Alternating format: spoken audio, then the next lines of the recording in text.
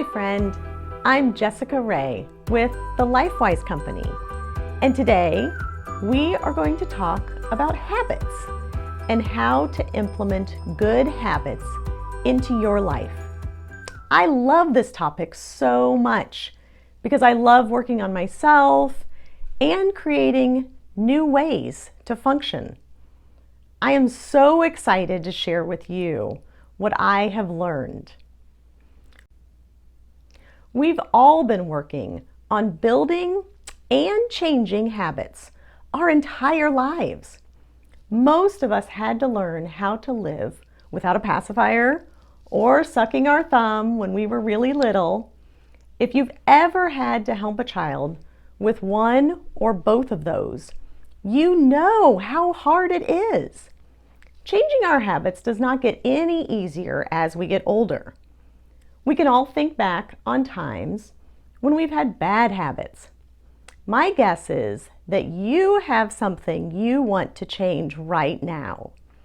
If we're going to change our bad habits and know what we are doing is not healthy or productive for our lives, why do we keep doing those things?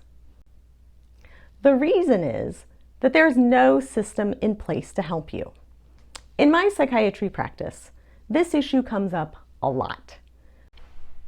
We have lots of support systems and interventions for people with diagnosable disorders and addictions. They're not easy, but they exist. What about everyone else?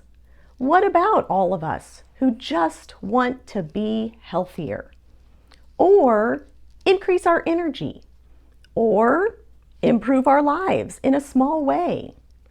The good news I have for you today is that we know a lot about behavior and changing behavior. It's a science. If you're struggling, you are not alone. Breaking bad habits and incorporating new good habits is challenging for everyone. Your habits are connected to memories of what things mean, how events happened, and how to do things. For example, if you had one parent who yelled a lot and another parent who comforted you with cookies, you may associate sweet treats with love and comfort after an argument. Essentially, your brain has been conditioned to believe that after the stress, you should find comfort in sweets. And you crave cookies or other treats after a stressful encounter. After a while, the stress eating can become compulsive. Essentially, there's a trigger, then an emotional response, and then a physical response that follows. The best thing about knowing that is this means you can use the same conditioning style to train yourself to make healthier choices. We can do it together right now. First, think of a habit you want to change. Is it nail biting, smoking? How about an emotional pattern? Maybe you want to change the way you speak to your children. You can use this method with any habit. Next, identify the trigger. Do you smoke at specific times of the day? Maybe after a meal or before bed. The time of day is the trigger, or the meal is the trigger. A trigger can be almost anything. Think about when you do the thing that you want to stop. The key to changing the habit is to plan your response to the trigger in advance. Think it through. It is so much easier to replace a habit than to simply attempt to stop. So think of your trigger, then think about how that trigger makes you feel. Do you already want to stop right here and engage in your bad habit? I know I do. Instead, let's plan a replacement habit. What can you do after dinner instead of smoking? What can you do instead of biting your nails? Now, the next time you are faced with your trigger, you have a plan. Okay, let's focus on creating and maintaining a good, healthy habit. We're all capable of trying healthy behaviors. It's harder to make them stick. How do we make an intention into a habit? Habits usually take 30 to 90 days to form. This means we have to be consistent and do the new thing for at least a month before our brain classifies that activity as just something that we do and not something that takes a considerable effort to convince ourselves to do. This reality is why journals and habit trackers are so incredibly helpful. We have an opportunity to use tools to trigger those parts of our brain that help us form habits. Knowledge, events, and how things work. We can use tools to recondition our responses to stress and other triggers so that we can live happier and healthier lives. What are some good habits that you should implement today? First, exercise. I can't emphasize this one enough. Creating a daily habit of moving your body for 20 to 30 minutes helps improve almost all areas of your life. When we exercise, we are healthier physically and mentally. Exercise is a natural antidepressant and anxiety reducer. That means that exercise can help you reduce the number of times that you are faced with your triggers. And it helps you face your triggers with a healthy habit. Find an activity that brings you joy. There are many options. Yoga, Pilates, CrossFit, running, swimming, biking, martial arts, or aerobic classes.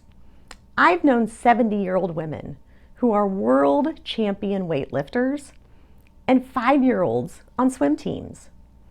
If you don't exercise, I would recommend starting with something easy. Try brisk walking every day for 5 to 10 minutes. Do this for a few weeks and then start adding 5 extra minutes until you're up to about 20 to 30 minutes a day. Find an accountability partner and encourage each other. Or join our group on Facebook. I'd love to work out with you every day, and we can support each other. The second one is good sleep. This is much easier than it sounds. So many people have such poor sleep habits. They either don't get enough sleep or they get too much sleep. Ideally, it's good to get between 6 to 8 hours each night. There are a few people who can function on less sleep, but I don't recommend trying that. To figure out when you should be heading to bed, count backwards from when you need to wake up. So if you need to wake up by 6, make sure that you're asleep by 11 if you're aiming for 7 hours of sleep. Now, you notice I said asleep, not just in bed, because usually it takes us about 15 to 20 minutes to fall asleep. So start to make it a habit to get into bed 15 to 20 minutes before you want to fall asleep. Also, think about your bedtime routine. Are you looking at electronics or busy up until the minute you fall into bed? Both of these can contribute to poor sleep. Be thoughtful about how you are spending the 30 to 45 minutes before bed. What better bedtime habits can you create that will help your sleep be more restful? We can all implement triggers that will help us gear our brain to rest. Drinking herbal tea, taking warm baths, reading a book, or listening to meditation can be habits you can start to implement into your bedtime routine to trigger better sleep. The third thing I want to talk about is journaling and gratitude. Okay, so that's 2 habits. But if you start by expressing daily gratitude in your journal every day, you'll begin to create two practices that are both extraordinarily uplifting and helpful for our mental health. Gratitude is a natural trigger for the chemicals in your brain that make you happy. When you incorporate journaling and gratitude, you reduce stress, increase joy, and decrease lousy habit triggers. How do we apply these habits, implement, and maintain them? First, be intentional. One of the ways that we can successfully implement excellent habits is to outline your day. Spend a few days writing down how you spend every hour of your time. I like to think of this like making appointments with myself. I can plan my day intentionally. I know that before trying this, I was surprised by how much of my time was actually not intentional. How much time do you spend scrolling social media? How much time do you spend watching videos or TV? How much time do you spend playing video games? All of these are ways to escape from reality, but they don't help us feel better. You will notice that you have a pattern in your daily activities. To implement a new habit, intentionally substitute a healthy habit in place of one mindless activity. For example, start by replacing the 30 minutes that you wrote down for playing Animal Crossing with 30 minutes of exercise. Intentional practices help us create the lives we want to design and give us the freedom to chase our dreams. Be intentional, friend. Second, find your why. Why do you want to create this new habit? If your only reason is that someone else has expectations for you, I can tell you that won't stick. You have to want to make this change in your life honestly and genuinely.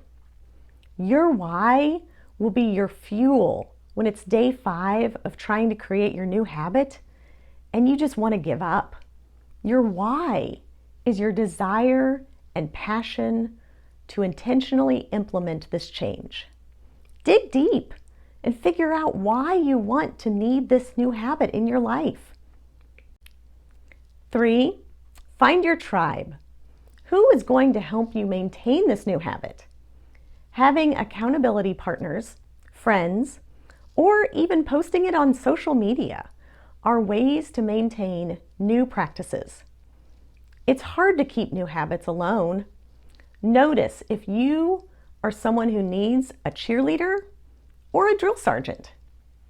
Do you need someone cheering you on, encouraging you, or do you require more of a push or a motivator? Who is in your tribe helping you create this new habit? Having a support system will help you when it's hard to maintain your new habit. Seeking accountability partners keeps us on track, and we help them, and they help us. Everyone gets better. Overall, be patient with yourself. Be kind, start slowly and gradually, and build up to bigger and harder habits. Just like starting a yoga practice or a workout routine, you can't lift the heaviest weights or balance on one hand the day that you begin. Habits take time and patience. If you would like more support, download our habit tracker or join our community on Facebook and Instagram. Small, intentional changes can lead to big results. My wish for you is that you would seek growth, build community, and find joy, because you, my friend, are so LifeWise. Until next time. Hey friend, I hope you enjoyed this episode. If you did, would you please hit that subscribe button and also post any questions you have below. It is questions from you that inspire these episodes. We would love to hear what you think about it. And also, if you would like to join our Facebook community, you can interact with us and our community every day. Join us at PowerUp by LifeWise on Facebook. We would love to give you some more time, some more one-on-one, some more interaction to help you reach your next level of growth and joy. Until next time, hit that like button, but please subscribe so that every time we post a new video, you get a notification. Share this video with anybody who could be inspired by it today. And thanks one more time for being a part of our community.